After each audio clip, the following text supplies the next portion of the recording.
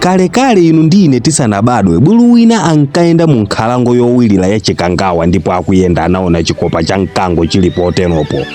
Chachikulu bwino atachiyang'ana anachitenga nkuvala cholinga azioneka ngati mkango mu nkhalangomo. Kenako amvekere wawo apa ndiye ndikuoneka ngati mkango weniweniwo ndipatsidwa ulemu sizinaoneke. Anayamba kuyenda modzikunga monga mkango ndipo gwape atamuona buluyo anagwada ndi kupereka maulemu pamene paja. Bulu anali okondwa sizinaoneke ndipo anati zikuoneka aliyense akundiwo pano ine ndithu. Komano kenako yekha ali wait, chasalira chinthu chimodzi. Nditati ndibuule ngati mkango ndiye kuti nkhalango yonse aliyense agwidwa ndi mantha andipatsa ulemu ochuluka kuposa apapa. Kenako bulu anabuula koma m'malo moveka ngati mkango ankaveka.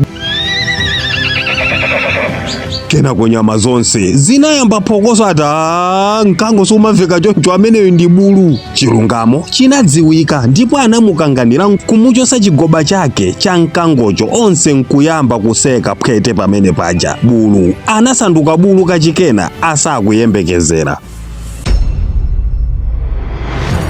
Phunziro langa mu nkhani ndilooneka la simple koma so powerful. Kukopera maonekedwe a anthu ochita bwino sizingakupangiseni inu kukhala olemera. Kuvala monga momwe iwo amavalira, kulankhula ngati olemera, kuyenda ngati olemera. Simungapange zimenezozo kwa nthawi yayitali. Ngati mukufuna kulemera ngati iwowo mudzipanga kope kugwira ntchito kwawo kwa hadi, kuseva ndalama kwawo, kudekha kwawo, masacrifice awo chifukwa kuziyenereza mukuziyenerezako. Inde kumaputsisa anthu kwa kanthawi kochepa koma real voice yanu panga vute panga tani izauza anthu kuti ndinu ndani mkatimo. Siyani kuzionesa kulemera yambani kulimbikira kuti mukhale olemera. Nthawi zambiri timawaona anthu akulimbana ndi kugula tizovala todula, mafoni odula, kumbuyo kwawo kumakhala kwabisika usiwa osasimbika koma amayesesa kandrama kochepa akukapezako kugula zodula ndanenazi kamba koti akachenachenamo kaperefyumu azithira ti mahandibag tabwino atanyamula mmanja. Anthu aziwaona ngati akudya ndalama atamaphala lamasana pomwe akuchokera kwawoko kusowa ndiwo poti za mmimba sizioneka. Mudzaonesese iniyo mamilionera ndi mabilionera enieniwo zazovala alibe nazo gawo iwo bola zawo zikuyenda. Anthutu akupanga haya magalimoto enieniwa akhale ndi iwowo kwa miyezi ingapo kunjaku. Inu muhatame alibe kena kali konse. Ukachigoba uwu even kungokupasa moni wapa mkono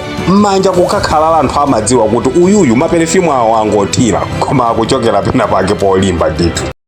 Ndine Dini Studios ndathokoza kwambiri kamba koonera nkhani. Musayiwale kupanga like komanso kuyika comment kuti timve zomwe inu mukuganizapo za nkhani. Ndipo pa mapeto pakenso osayiwala kupanga share ndi kupanga tag anzanu aja nawonso azamve nawo za uthengawo. Thank you.